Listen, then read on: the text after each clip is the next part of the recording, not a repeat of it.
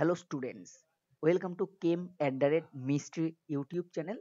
আমরা পড়ছিলাম classical thermodynamics.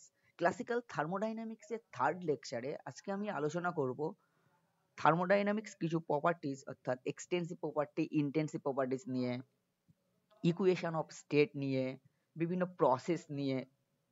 তারপরে আমরা ওয়ার্ক এবং হিট এবং তাদের সাইন কনভেনশন সম্পর্কে পড়বো, এইগুলো পড়বো। তারপরে নেক্সট লেকচারে আমরা ওয়ার্ক কে ঢুকে যাব এবং ফার্স্ট ল অফ থার্মোডাইনামিক্স এর পার্টে ঢুকে যাব। তাহলে শুরু করা যাক এক এক করে। আমরা প্রথমে শুরু করব প্রপার্টিস, অর্থাৎ প্রপার্টিস অফ এ সিস্টেম মানে কি, মানে কোনো একটা ফিজিক্যাল ক্যারেক্টারিস্টিক্স, ঠিক আছে, যেটা এক্সপেরিমেন্টালি মেজার করা যায় এবং যেটা একটা সিস্টেমকে ডিফাইন করে, ঠিক আছে, সেটা হচ্ছে প্রপার্টিস অর্থাৎ থার্মোডাইনামিক প্যারামিটার। এই যে থার্মোডাইনামিক প্যারামিটার বা প্রপার্টিস, এটাকে কিন্তু আমরা দুভাগে ভাগ করতে পারি। দেখো এখানে দেখানো হয়েছে the macroscopic and bulk properties of a system, that is volume, pressure, mass, etc., can be divided into two classes. One is intensive properties, another extensive properties. Okay, এবার আমরা এই যে এক্সটেন্সিভ বা ইন্টেন্সিভ, এই যে প্রপার্টির কথা বলছি, এটা আমরা কিন্তু বলতে কি বুঝি সেটা আমরা আগে একটু জেনে নেব, যে এক্সটেন্সিভ প্রপার্টিটা কি বা ইন্টেন্সিভ প্রপার্টিটা কি। দেখো আগে আমি ইনটেনসিভ প্রপার্টি সম্পর্কে একটু বলি। দেখো এখানে ডেফিনেশনটা দেওয়া আছে, ডেফিনেশনটা দেখতে পাচ্ছ তোমরা। এ property which does not depend on quantity of a matter present in system is known as intensive property. দেখেছো ভালো করে এটা? তাহলে ইনটেনসিভ প্রপার্টিকে কিন্তু ডিফাইন করা হচ্ছে এ property which does not depend on the quantity of matter present in system is known as intensive property. এখন আমি এইটাকে একটু অন্যরকম করে যদি বুঝিয়ে বলি তোমাদের, ধরো বলছি কোন একটা সিস্টেম, সিস্টেম সেটা হচ্ছে সি সিস্টেমটা, তাই তো? এবার এটাকে আমরা দু ভাগে ভাগ করলাম তার যে ইন্ট্রিনসিক প্রপার্টিকে চেঞ্জ না করে, ঠিক আছে। মানে আমরা কি করলাম, একটা সিস্টেম সি, সেটাকে ডিভাইড করলাম দুটো সাব সিস্টেমে, ঠিক আছে। দুটো সাব সিস্টেমে ডিভাইড করলাম। একটা বলছি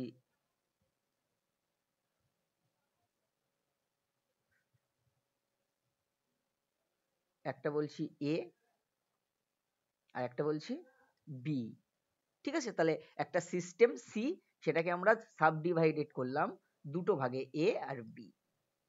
এখন এবং এইটা ডিভাইড যখন করছি তখন আমরা হচ্ছে এর যে ইন্ট্রিনসিক প্রপার্টি, ইন্ট্রিনসিক প্রপার্টি বলতে টেম্পারেচার, নাম্বার ডেন্সিটি, এরা, ঠিক আছে। সেই টেম্পারেচার এবং নাম্বার ডেন্সিটিটা কিন্তু আনচেঞ্জ থাকবে, ঠিক আছে। হলে যদি কোনো প্রপার্টি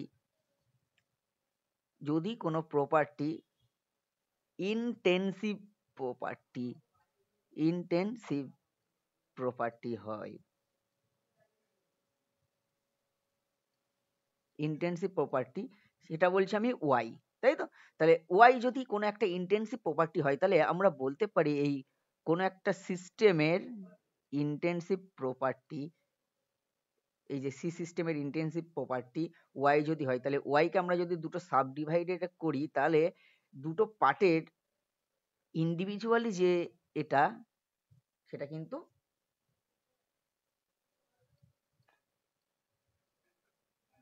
সাব ডিভাইডেড করার আগে সিস্টেমের ইনটেনসিভ প্রপার্টির সাথে সেম থাকবে।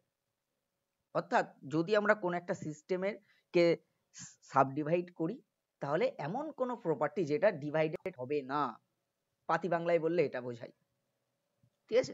তার মানে বলতে চাইছি আমরা যে এমন একটা প্রপার্টি যেটা তার পরিমাণের উপর নির্ভর করে না, এটাকে কিন্তু তীব্রতাবোধক ধর্মও বলে বা ভর নিরপেক্ষ ধর্ম বলা হয়, যেহেতু মাসের উপর ডিপেন্ড করে না বা কোয়ান্টিটির উপর ডিপেন্ড করে না, পরিমাণ নিরপেক্ষ, তাই তো, পরিমাণের উপর ডিপেন্ড করে না, তাই তো। এটা কিন্তু একটু মাথায় রাখতে হবে।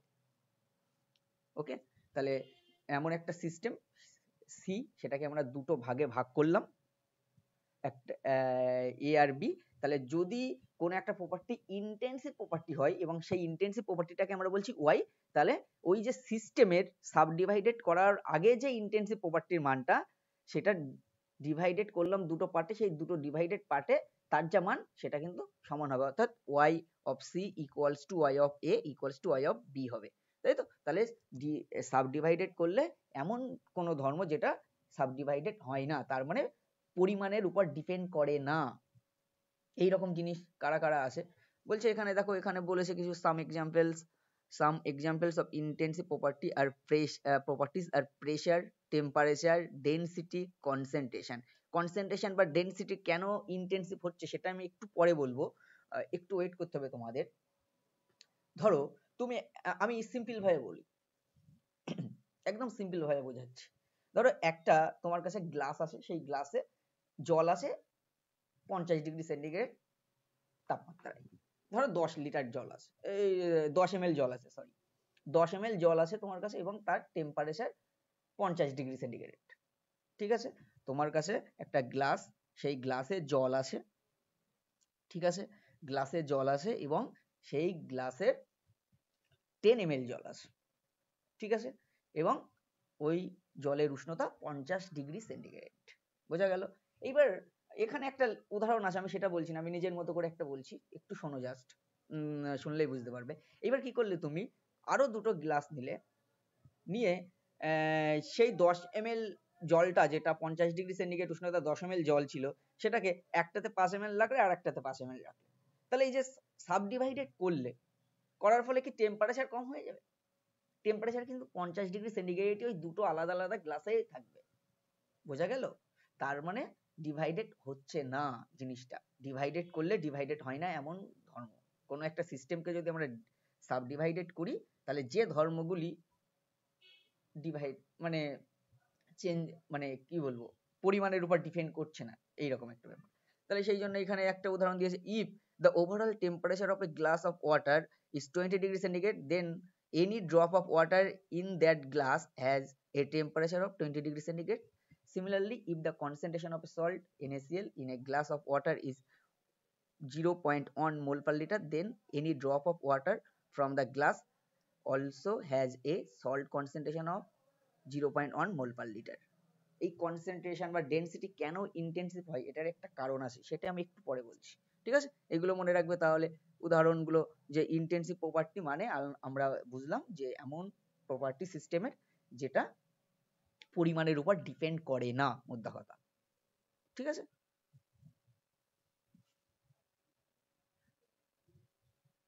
পদার্থের পরিমাণের উপর নির্ভর করে না সেটা। আচ্ছা, এক্সটেন্সিভ উল্টো হবে, a property that does depend on the quantity of matter present in system is called extensive property। ঠিক আছে, তাহলে এক্সটেন্সিভ প্রপার্টি হচ্ছে ভর সাপেক্ষ ধর্ম, অর্থাৎ পরিমাণের উপর নির্ভর করে।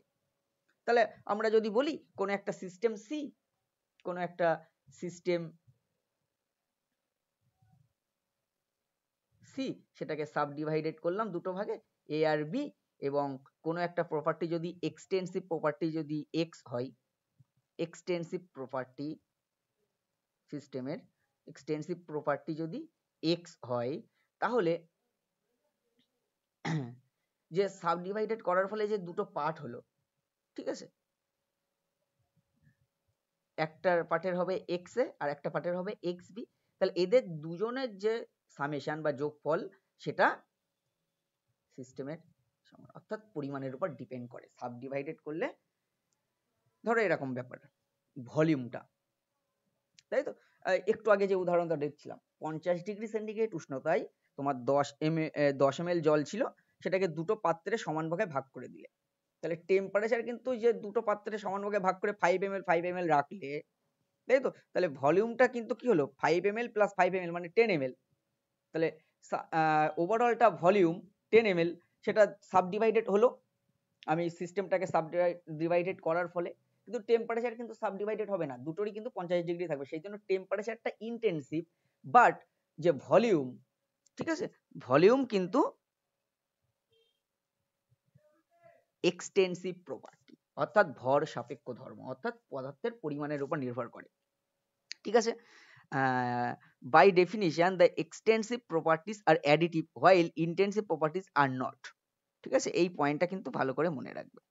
তাহলে এখানে some examples of extensive properties are volume, number of moles, enthalpy, entropy, Gibbs free energy, এইগুলো। তাহলে যারা পদার্থের পরিমাণের উপর নির্ভর করে, অর্থাৎ ভর সাপেক্ষ ধর্ম, সেটাই হচ্ছে এক্সটেন্সিভ প্রপার্টি। মাথায় রাখতে হবে কিন্তু। ঠিক আছে, দেখো এখানে একটা টেবিল দেওয়া হয়েছে যেখানে ইন্টেন্সিভ প্রপার্টি আর এক্সটেন্সিভ প্রপার্টির লিস্ট দেওয়া আছে। যেমন ইন্টেন্সিভ প্রপার্টিস এর মধ্যে temperature, pressure, density, boiling point. তুমি এক বালতি জলের বয়লিং পয়েন্ট 100°C, আর একটা ছোট্ট মানে হাফ বালতি জলেরও কিন্তু বেসিক্যালি বয়লিং পয়েন্ট কিন্তু এ হবে, অর্থাৎ ওটা কিন্তু ইন্ট্রিনসিক ধর্ম টেম্পারেচার বয়লিং পয়েন্ট। মানে ব্যাপারটা কি, সিস্টেম আমরা যদি জল বলি তাহলে জলের ক্ষেত্রে জলের বয়লিং পয়েন্টটাই ফিক্সড 100°C। এবার তারপরে surface tension, viscosity, freezing point. ঠিক আছে, এইগুলো সবই কিন্তু ইন্টেন্সিভ প্রপার্টি। আর এক্সটেন্সিভ প্রপার্টিস এর মধ্যে কারা পড়ে? এক্সটেন্সিভ এর প্রপার্টিস এর মধ্যে mass, volume, internal energy, enthalpy, entropy, এইগুলো একটা লিস্ট দেওয়া আছে, এগুলো একটু দেখে নেবে। আরো অনেক আছে তোমার এক্সটেন্সিভ প্রপার্টিস এর মধ্যে। হিট ক্যাপাসিটি, তাই না? হিট ক্যাপাসিটি,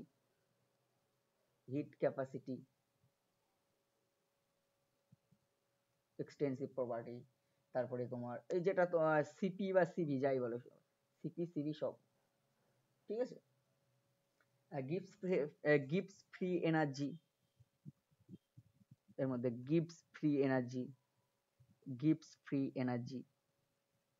জি, ঠিক আছে, জি দিয়ে প্রকাশ করা হয় গিবস ফ্রি এনার্জি, তোমরা সবাই জানো। ঠিক আছে, অপটিক্যাল ডেনসিটি বা অ্যাবজর্বেন্স, খুব একটা গুরুত্বপূর্ণ টার্ম অ্যাবজর্বেন্সও কিন্তু, বা optical density, OD optical density, এটাও কিন্তু এক্সটেন্সিভ প্রপার্টি।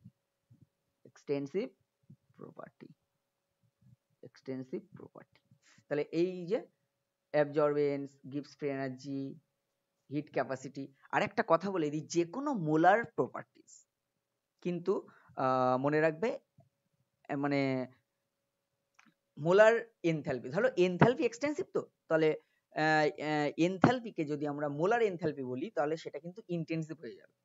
বোঝা গেল? মানে ব্যাপারটা এরকম বলতে চাইছি, যে কোনো এক্সটেন্সিভ প্রপার্টির মোলার, তাই তো? তাহলে মোলার এনথ্যালপি, মোলার ভলিউম, এইগুলো কিন্তু ইন্টেন্সিভ হয়। কেন হয় এটা? আমি যদি বলি ভলিউম, মনে রাখবে দুটো এক্সটেন্সিভ প্রপার্টির রেশিও সবসময় ইন্টেন্সিভ হবে, এইটা আমি বলতে চাইছি। দুটো এক্সটেন্সিভ প্রপার্টির রেশিও সবসময় ইন্টেন্সিভ হবে। যেমন মোলার ভলিউম ভি বার, এটা মানে কি ভি বাই এন, তাহলে এটা এক্সটেন্সিভ, এটা এক্সটেন্সিভ। নাম্বার অফ মোলস, এটা এক্সটেন্সিভ, তাহলে ভলিউম এটাও এক্সটেন্সিভ, তাহলে মোলার ভলিউম এটা কিন্তু এটা এক্স, এটা এক্স, আর এটা মোলার ভলিউমটা ইন। এই জন্য আমি বললাম গিবস ফ্রি এনার্জি, এটা কিন্তু এক্সটেন্সিভ প্রপার্টি, তাহলে মোলার গিবস ফ্রি এনার্জি এটা কিন্তু কি হবে? ইন্টেন্সিভ প্রপার্টি হবে। আরেকটা জিনিস, কনসেন্ট্রেশনকে আমরা কি বলি? Number of moles by volume. তাহলে number of moles by volume মানে এই দুটো কি এক্স, এটাও এক্স, তাহলে এটা কি হবে? ইন হবে। সেই জন্য আমি তখন বললাম, একটু পরে বলবো কনসেন্ট্রেশন কেন ইন্টেন্সিভ প্রপার্টি হয়। একই রকম ভাবে ঘনত্ব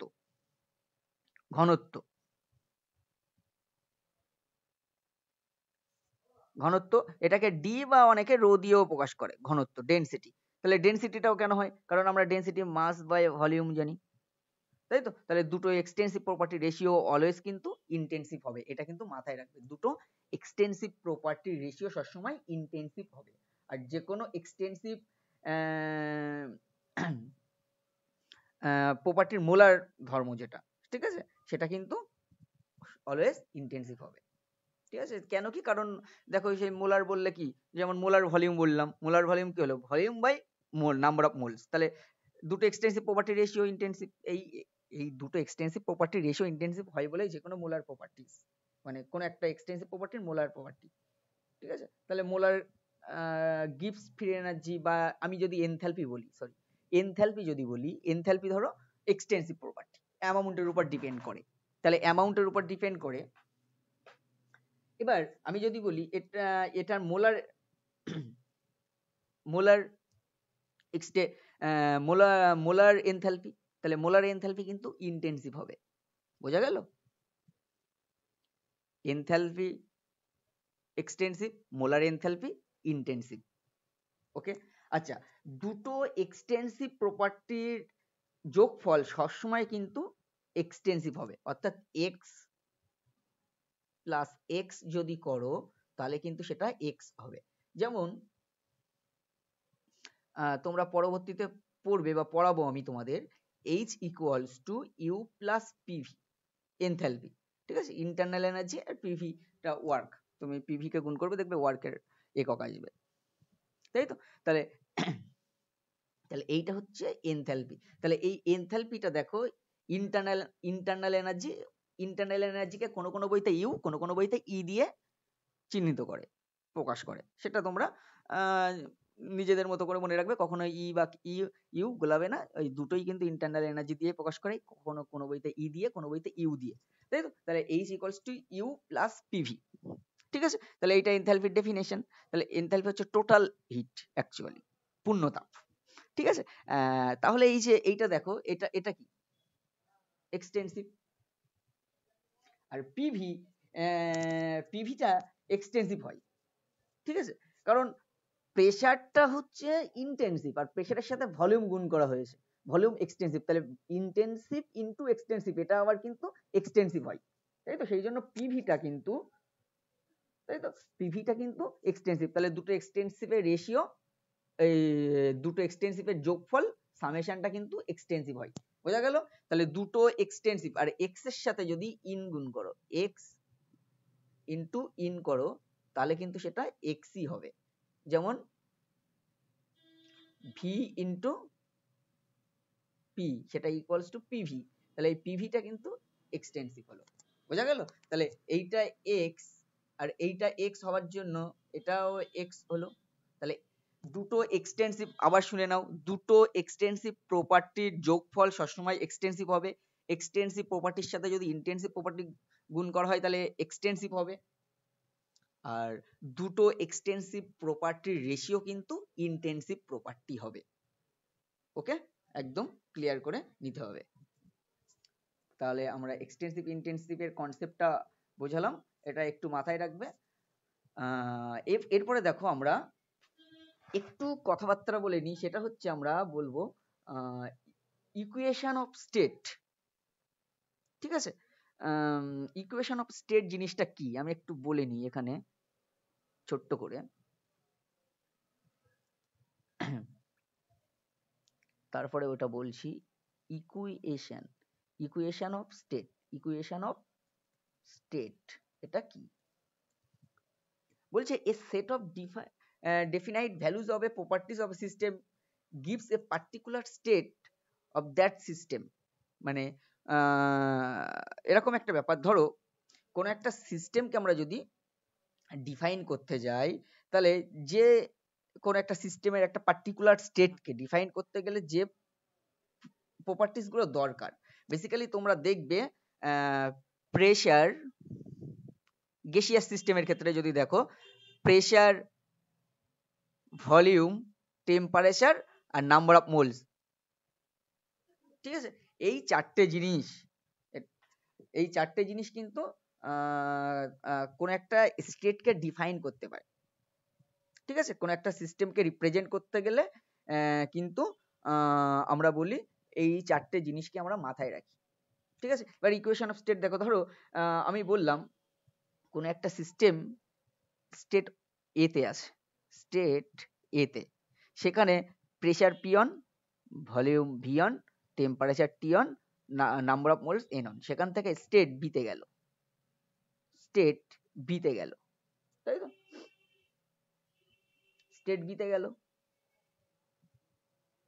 স্টেট বিতে বললাম প্রেসারটা P2, V2 T2 আর কম্পোজিশনটা N2, তাই তো? এখন আমরা এই যে বিভিন্ন স্টেট, কোন একটা সিস্টেমের স্টেটকে ডিফাইন করতে গেলে যে চারটে ধর্ম লাগে সেটা হচ্ছে প্রেসার, মনে রাখবে, প্রেসার, ভলিউম, টেম্পারেচার আর নাম্বার অফ মোলস। এই চারটে জিনিস কিন্তু আমাদের দরকার কোন একটা সিস্টেমকে বর্ণিত করতে গেলে, তার স্টেটটাকে বর্ণিত করতে গেলে, কোন স্টেটে আছে সেটা। ঠিক আছে? এখন যদি দুটো ডিফারেন্ট স্টেট ইকুইলিব্রিয়ামে থাকে, তাই তো?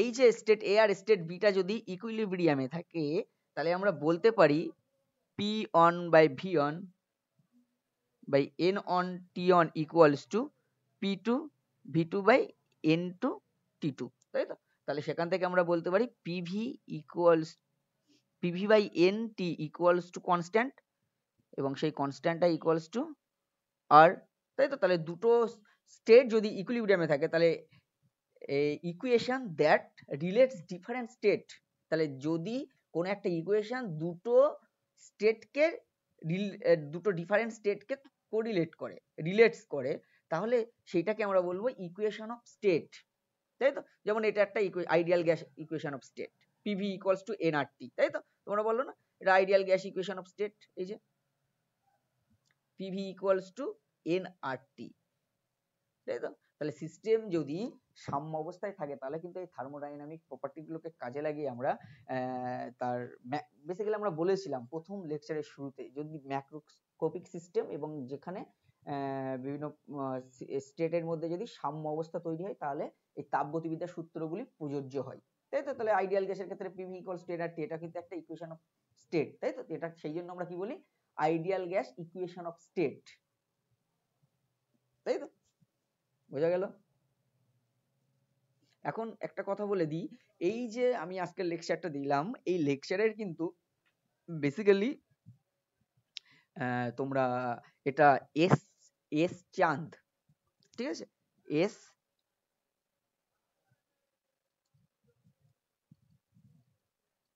চাঁদের বই, এস চাঁদের বইটা যেটা সেটা দেখতে পারো, এস চাঁদ পাবলিকেশনের এসেন্সিয়াল অফ ফিজিক্যাল কেমিস্ট্রি। আর আমি তো বলেইছি আগে, অ্যাটকিন্স দেখতে পারো। সব থেকে ভালো হয় এনকেবি স্যারের যে বইটা বলেছিলাম, ভলিউম 3 ক্লাসিক্যাল থার্মোডাইনামিক্স এর ফিজিক্যাল কেমিস্ট্রির যে কনসেপ্ট অ্যান্ড মডিউলস ভলিউম 3, যেখানে ক্লাসিক্যাল থার্মোডাইনামিক্স এর পার্ট আছে, সেটাও দেখতে পারো, খুব ভালো হয়। আচ্ছা, আর একটা এস চাঁদের বইটা তোমরা দেখতে পারো, এস চাঁদ পাবলিকেশনের, এটা অরুণ ভাল বা এরকম আরো অনেক রাইটার আছে, আমার রাইটার গুলো এই মুহূর্তে মনে পড়ছে না, যেটা এই প্রেজেন্টেশনটা ওখান থেকেই নেওয়া হয়েছে বেসিক্যালি। আচ্ছা, এইবার দেখো ইকুইলিব্রিয়াম বা নন ইকুইলিব্রিয়াম স্টেট বলতে আমরা কি বুঝি। বলছে a system in which the state variables have constant values throughout the system is said to be in a state of thermodynamic equilibrium, ঠিক আছে? আর যদি কোনো একটা সিস্টেম এমন একটা স্টেটে আছে, ঠিক আছে, যদি কোনো সিস্টেম এমন স্টেটে থাকে যে ভেরিয়েবলস গুলো আছে, সেই ভেরিয়েবলস গুলো কনস্ট্যান্ট ভ্যালু দেয়, তাহলে বলতে পারি সিস্টেমটা ইকুইলিব্রিয়ামে আছে, ঠিক আছে? আর যদি সেটা না হয়, তাহলে সেটা নন ইকুইলিব্রিয়াম স্টেট, এটা একটু মাথায় রাখবে। আর একটা জিনিস মনে রাখবে এটা পড়ার সময়, যে ক্রাইটেরিয়া ফর ইকুইলিব্রিয়াম, প্রথমটা বলছে temperature of system must be uniform and must be same as temperature of surroundings. যদি এরকম হয় তাহলে সেটা হচ্ছে থার্মাল ইকুইলিব্রিয়াম, ঠিক আছে? তারপরে mechanical properties, the mechanical properties must be uniform throughout the system, mechanical equilibrium সেটা, that is no mechanical work is done by one part of system on any part of the system, okay? তাহলে সেটা বলা হবে mechanical ইকুইলিব্রিয়ামে আছে।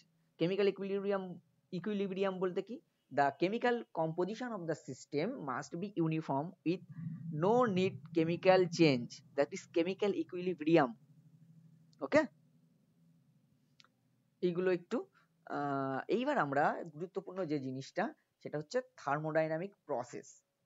Process বলতে কি, অর্থাৎ process হচ্ছে একটা স্টেট থেকে আরেকটা স্টেটে যাওয়ার যে পাথওয়ে সেটাই হচ্ছে প্রসেস। কোন একটা সিস্টেম একটা পার্টিকুলার স্টেটে আছে, সেই স্টেট থেকে আরেকটা স্টেটে গেল। এবার এই যে পাথওয়ে, এই যে তার ডিটেলস ডেসক্রিপশনটা কিভাবে যাচ্ছে সেইটাই হচ্ছে প্রসেস।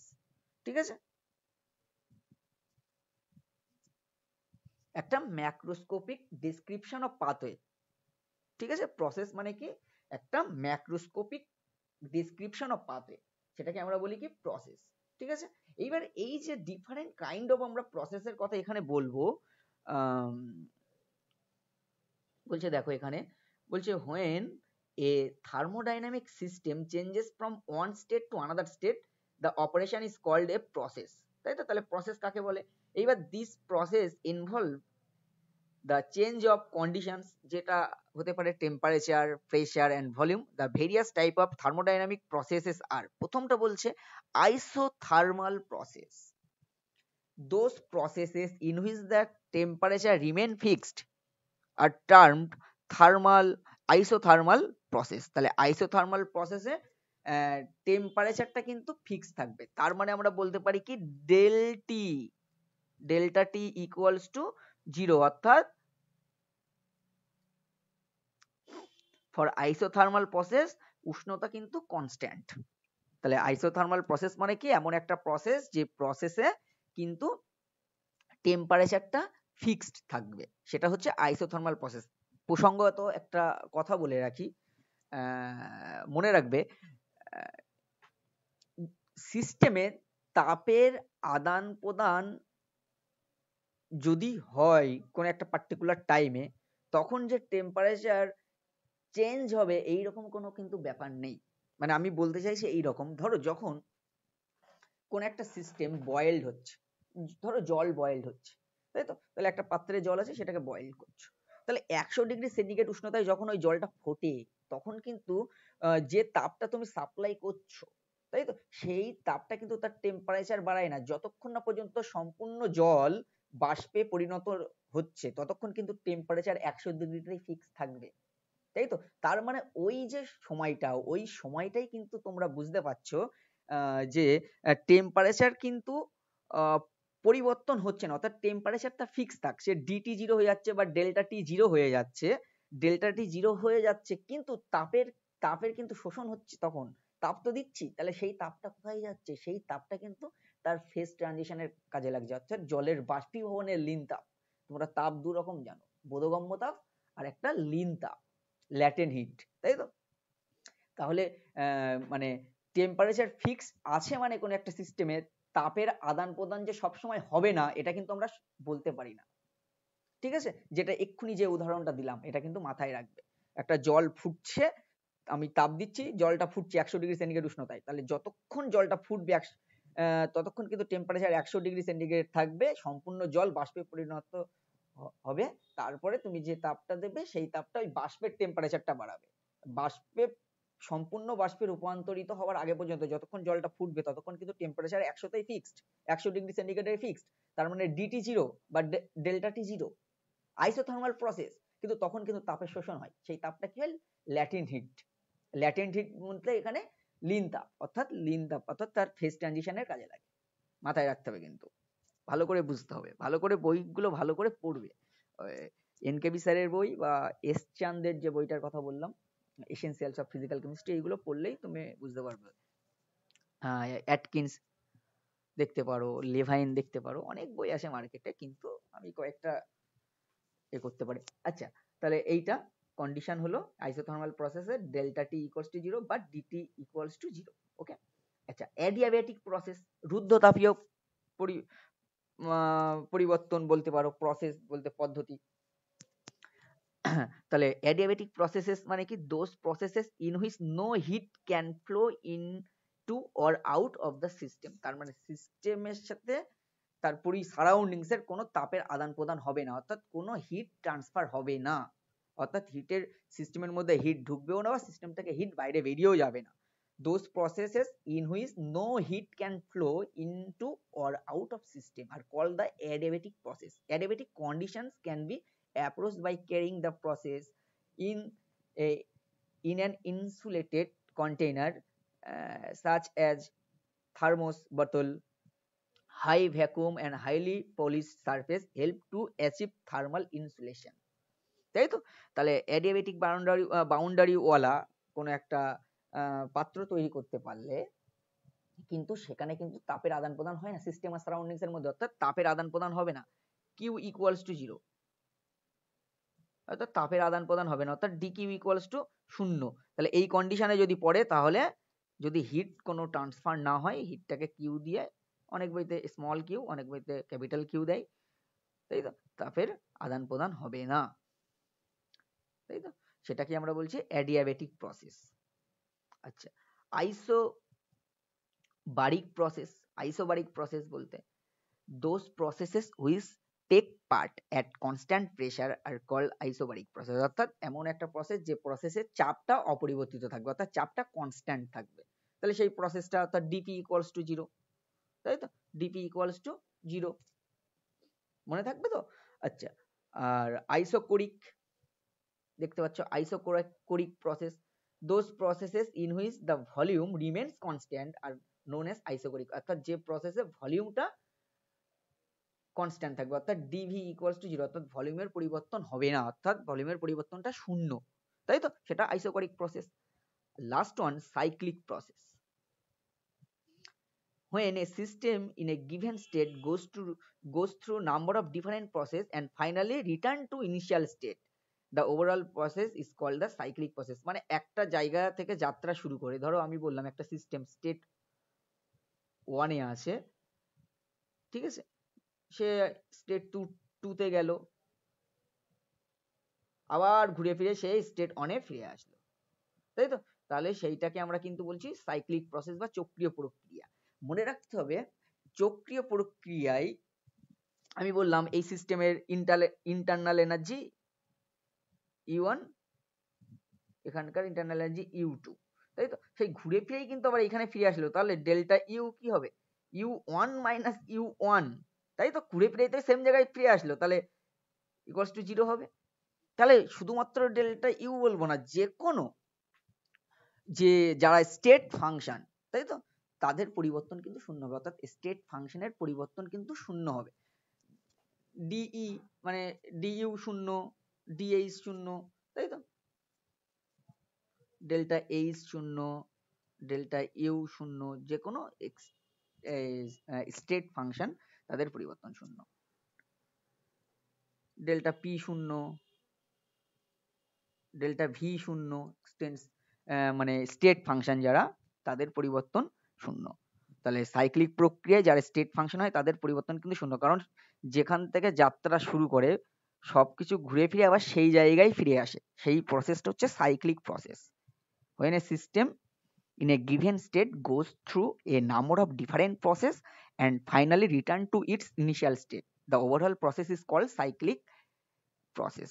ওকে, আচ্ছা দেখো এখানে একটা গ্রাফ আছে পি ভার্সেস ভি, সেখানে বিভিন্ন প্রসেসের ক্ষেত্রে দেখানো হয়েছে, দেখতে পাচ্ছ গ্রাফটা পি ভার্সেস ভি। দেখো আইসোবারিক প্রসেস, সরি প্রথমটা আইসোবারিক প্রসেস এইটা, তাহলে আইসোবারিক প্রসেসের ক্ষেত্রে দেখো প্রেসারটা কিন্তু কনস্ট্যান্ট আছে, তাই তো, তাহলে ভলিউম বাড়ছে কিন্তু প্রেসারটা সেম আছে, তাই তো, সেই জন্য আইসোবারিক এখানে ডেল্টা পি ইকুয়ালস টু 0, তাই তো, আইসোবারিক। আচ্ছা, আইসোথার্মাল বলতে temperature, delta T equals to 0। আচ্ছা, অ্যাডিয়াবেটিক কিউ ইকুয়ালস টু 0, আর আইসোকোরিক মানে volume delta V equals to 0, এই যে আইসোকোরিক প্রসেসের ক্ষেত্রে, বোঝা গেল? তাহলে এই যে গ্রাফগুলো দেওয়া হয়েছে, এই যে আইসোথার্ম আমরা বলি, আইসোথার্মাল প্রসেসের যে গ্রাফটা পাওয়া যায় পিভি, সেটাকে বলি আইসোথার্ম, আর অ্যাডিয়াবেটিক প্রসেসের পিভি যে গ্রাফটা পাওয়া যায় তাকে আমরা বলি অ্যাডিয়াবেট। তাহলে আইসোথার্ম আর অ্যাডিয়াবেটের দেখবে নতিটা, স্লোপটা একই না, ঠিক আছে, এটা কেন হয় সেটা আমরা ডিটেলসে কিন্তু পরে পড়বো এবং সেটা দেখাবো ম্যাথমেটিক্যালি কোনটা বেশি স্টিফার হয়, ঠিক আছে, এটা তাহলে একটু মিস্ট্রি থাক এখানে, কেন হয় সেটা একটু ম্যাথমেটিক্যালি আমরা পরে দেখাবো। আচ্ছা, এইবার আরেক দুটো প্রসেস, একটা হচ্ছে রিভার্সেবল প্রসেস, একটা ইরিভার্সেবল প্রসেস। দেখো রিভার্সেবল প্রসেসের ডেফিনেশনটা বলছে, এ thermodynamic reverse process is one that takes place infinitesimally slow and its direction at any point can be reversed by an infinitesimal change in the state of the system. তার মানে আমরা এমন একটা process বলছি যে প্রসেসটা খুব ধীর গতিতে ঘটছে এবং তার ডাইরেকশনটা ওই পর্যায়ে অসংখ্য ধাপে এবং অসংখ্য ধাপে হবে এবং খুব ধীরে ধীরে হবে। তাহলে ওই যে বিভিন্ন ধাপে হচ্ছে, সেই বিভিন্ন ধাপের প্রত্যেকটা ধাপে সিস্টেমটাকে কিন্তু আমরা কি করতে পারি, রিভার্স করতে পারি, বিপরীত অভিমুখে পরিচালনা করতে পারি। তাহলে সেই প্রসেসটাকে আমরা বলছি রিভার্সিবল প্রসেস। একটা হচ্ছে ড্রাইভিং ফোর্স আর একটা হচ্ছে অপোজিং ফোর্স, তাই তো? তাহলে ড্রাইভিং ফোর্স আর অপোজিং ফোর্সটাকে কন্ট্রোল করে কিন্তু জিনিসটাকে রিভার্স করা যায়, তাহলে আমরা বলি রিভার্সিবল প্রসেস। আচ্ছা, আর একটা ইরিভার্সিবল প্রসেস, পরবর্ত প্রক্রিয়া, অপরবর্ত প্রক্রিয়া। When a process goes from initial to final state in a single step and can be carried in reverse order, cannot be, sorry, মানে when a process goes from the initial to final state in a single step and cannot be carried in reverse order, অর্থাৎ and it is said to be an irreversible process। তাহলে এমন একটা system যেটা initial state থেকে final স্টেটে যাবে in a single step, এক ধাপেই, এবং সেটাকে কিন্তু আমরা রিভার্স করতে পারি না, বিপরীত অভিমুখে পরিচালনা করতে পারি না। সিঙ্গেল স্টেপেই ফাইনাল স্টেট থেকে একটা সিঙ্গেল স্টেপে একটা ধাপেই সে কিন্তু একটা পার্টিকুলার স্টেট থেকে আরেকটা স্টেটে চলে যাবে এবং সেই যে স্টেটে আসলো ফাইনালি, সেখান থেকে কিন্তু আবার ইনিশিয়াল স্টেটে ফিরে যেতে পারবে না। তাহলে সেই ধরনের প্রসেস, অর্থাৎ যেটাকে রিভার্স ব্যাক করা যায় না যে প্রসেস, সেটা হচ্ছে ইরিভার্সিবল প্রসেস। দেখো এখানে একটা ডায়াগ্রাম দেওয়া হয়েছে, সেখানে বোঝানো হয়েছে যে রিভার্সিবল প্রসেস আর ইরিভার্সিবল, অর্থাৎ রিভার্সিবল যদি প্রসেস হয় তার প্রত্যেকটা ধাপে, অসংখ্য ধাপে হয় বললাম, ও খুব ধীর গতিতে, তাহলে সেই ড্রাইভিং ফোর্স আর আর তোমার যে এটা ড্রাইভিং ফোর্স আর কি বললাম অপোজিং ফোর্স, এই দুটোকে কিন্তু কন্ট্রোল করে কিন্তু পরস্পরকে বিপরীত অভিমুখে চালনা করা যায় যে কোনো ধাপে, যে কোনো পয়েন্টে। একটা রিভার্সিবল প্রসেসের যে কোনো পয়েন্টে বা যে কোনো একটা ধাপে সেটাকে কিন্তু রিভার্স অভিমুখে পরিচালনা করা যায় ড্রাইভিং ফোর্স আর অপোজিং ফোর্সটাকে কন্ট্রোল করে, সেটা দেখানো হয়েছে। আর এটা যায় না এবং একটা ধাপেই হয়, সেটা হচ্ছে ইরিভার্সিবল প্রসেস, এখানে দেখানো হয়েছে। একটু দেখে তোমরা যারা বেসিক্যালি 11-এ পড়ছো তারা এটার পার্থক্যটা করবে, এটা তোমাদের জন্য ইম্পর্টেন্ট। রিভার্সিবল প্রসেস আর ইরিভার্সিবল প্রসেসের মধ্যে পার্থক্য যারা বাংলা মিডিয়ামে আসে তারাও দেখতে পারো। তোমরা পরবর্ত প্রক্রিয়া অপরবর্ত প্রক্রিয়ার পার্থক্য সমষ্ণ রুদ্ধতাপীয় অ্যাডিয়াবেটিক প্রসেস আর মানে আইসোথার্মাল প্রসেস, ঠিক আছে? এটা কিন্তু মাথায় রাখবে, আইসোথার্মাল অ্যান্ড অ্যাডিয়াবেটিক প্রসেস, এই দুটোর মধ্যে ডিফারেন্স, ঠিক আছে? আর এটা তো দেওয়াই হলো, এটাও করে নেবে। আচ্ছা, এবার nature of heat and work, এইগুলো নিয়েই কথাবার্তা বলবো।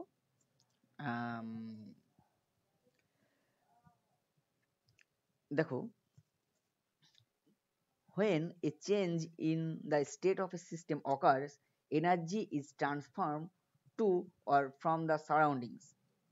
This energy may be transferred as heat or mechanical work, অর্থাৎ সিস্টেম বা সারাউন্ডিংস এর সাথে এনার্জির যে আদান প্রদান, সেটা মেকানিক্যাল ওয়ার্ক করে করতে পারে, কৃতকার্য করেও করতে পারে, আর একটা হিটের আদান প্রদানের মাধ্যমে কিন্তু এনার্জি ট্রান্সফার করতে পারে। তাহলে এনার্জিটা আমি জাস্ট আগে একটা লেকচারে বলেছি যে যে এনার্জি সেটা দুটো ফর্মে, হিট বা মেকানিক্যাল ওয়ার্ক, এখানে বেসিক্যালি বা ওয়ার্ক, সেই দুটো ফর্মেই কিন্তু ট্রান্সফার হয়। আর আমরা যে ওয়ার্কটা বলছি এই মেকানিক্যাল ওয়ার্কটা এখানে পিভি টাইপের ওয়ার্ক, এবং আমরা ইন জেনারেল ছোটবেলা থেকে জানি ওয়ার্ক ইকুয়ালস টু কি, ফোর্স ইনটু ডিসপ্লেসমেন্ট, ঠিক আছে? Force into displacement. আচ্ছা, আমরা এই যে ওয়ার্কের যে রাশিমালা পরে, মানে জাস্ট নেক্সট লেকচারে পিভি টাইপের ওয়ার্ক, পিভি টাইপ ওয়ার্ক তার রাশিমালা কেমন হয় সেটা করব, ডিরাইভ করব। এবং তার পাশাপাশি আইডিয়াল গ্যাসিয়াস সিস্টেম ধরে নেব। আইসোথার্মাল রিভার্সিবল প্রসেস হলে তার ওয়ার্কের এটা কেমন হয়, রাশিমালাটা কেমন হয় সেটা দেখব। তারপরে আমরা দেখব নেক্সট লেকচারে থার্মোডাইনামিক্সের ফার্স্ট ল, সেখানে ওয়ার্কটা কি করে রিলেটেড হচ্ছে ইন্টারনাল এনার্জির সাথে, সেইগুলো সমস্ত কিছু আমরা পরের লেকচারে করব। আজকে অনেকটাই হয়ে গেছে। আচ্ছা, ওয়ার্কের একক তোমরা জানো, জুল। জুল আর্গের মধ্যে সম্পর্ক অনেক সময় জুলের মানটা বেশি হয়ে গেলে আমরা কিলো জুলে কনভার্ট করে নিই। 1 কিলো জুল সমান 1000 জুল। ওকে, আর ক্যালোরি হিট, তাই তো? ডেফিনেশনটা দেওয়া আছে, জুল আর ক্যালোরির মধ্যে সম্পর্ক আছে। 1 ক্যালোরি সমান সমান 4.2 বা এক্সাক্ট ভ্যালু বললে 4.184 জুল। ঠিক আছে, এটা এগুলো মনে রাখবে, এটা সাইন কনভেনশন, ওয়ার্ক আর হিটের সাইন কনভেনশন। দেখো, যদি heat flows into the system, অর্থাৎ সিস্টেম যদি কিউ গ্রহণ করে, অর্থাৎ কিউ নিল সিস্টেম, তাই তো? সিস্টেম যদি কিউ নেয় তাহলে কিউ এর যে এটা কনভেনশনটা, সাইন কনভেনশনটা পজিটিভ হবে। অর্থাৎ সিস্টেম তাপ শোষণ করা মানে কিউ এর যে সাইন সেটা পজিটিভ। আর সিস্টেম যদি তাপ ছেড়ে দেয় তাহলে সেটা নেগেটিভ, তাই তো? Heat flows out of system, that is negative. Work done on system, অর্থাৎ সিস্টেম আছে তার উপরে কার্য করা হলো, তাহলে সেটা ওয়ার্ক পজিটিভ, ডাব্লিউ পজিটিভ হবে। আর work done by the system, সেটা নেগেটিভ। অর্থাৎ সিস্টেম যদি নিজে কাজ করে সেটা নেগেটিভ। কেন? দেখো, সিস্টেম যখন নিজে কাজ করবে তখন তার কিন্তু ইন্টারনাল এনার্জি ডিক্রিজ করবে, তাই তো? তাহলে ইন্টারনাল এনার্জি ডিক্রিজ করেই কিন্তু, অর্থাৎ ইন্টারনাল এনার্জিটাকে খরচ করেই কিন্তু সে কিন্তু কার্যটা করতে পারছে। সেই জন্য ওয়ার্ক ডান বাই সিস্টেম, অর্থাৎ সিস্টেম দ্বারা কৃতকার্য, সেটা নেগেটিভ। আর সিস্টেমের উপর কার্য করা হলে সেটা কিন্তু পজিটিভ, অর্থাৎ সিস্টেমের উপর কার্য করা হলে সেটা কিন্তু সঞ্চিত হবে তার মধ্যে শক্তি হিসেবে, তাই তো? তাহলে সেই জন্য work done on system is positive, আর work done by system is negative. Heat absorb by system is positive, heat release by system is negative. এইগুলো একটু মনে রাখবে, ঠিক আছে? এটা আমরা যখন ফার্স্ট ল অফ থার্মোডাইনামিক্স পড়বো, পরে এই ফার্স্ট ল অফ থার্মোডাইনামিক্স এর অঙ্ক করব, সেখানে কিন্তু নিউমেরিক্যাল সলভ করার সময় কিন্তু অনেক এই কনসেপ্টটা কাজে লাগবে। অর্থাৎ কিউ এর তোমরা দেখবে ফার্স্ট ল অফ থার্মোডাইনামিক্স, আমি তখন ডিটেলসে বলবো, delta U equals to Q plus W, ঠিক আছে?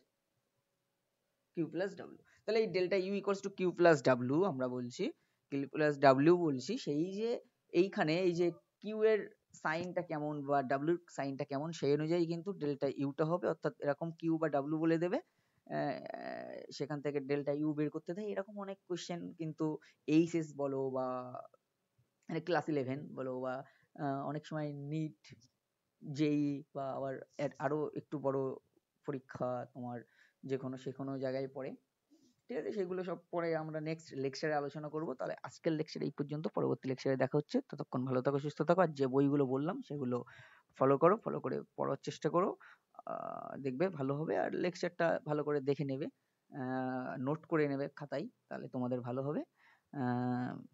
ঠিক আছে? আর চ্যানেলে নতুন হলে অবশ্যই চ্যানেলটিকে সাবস্ক্রাইব করে দেবে।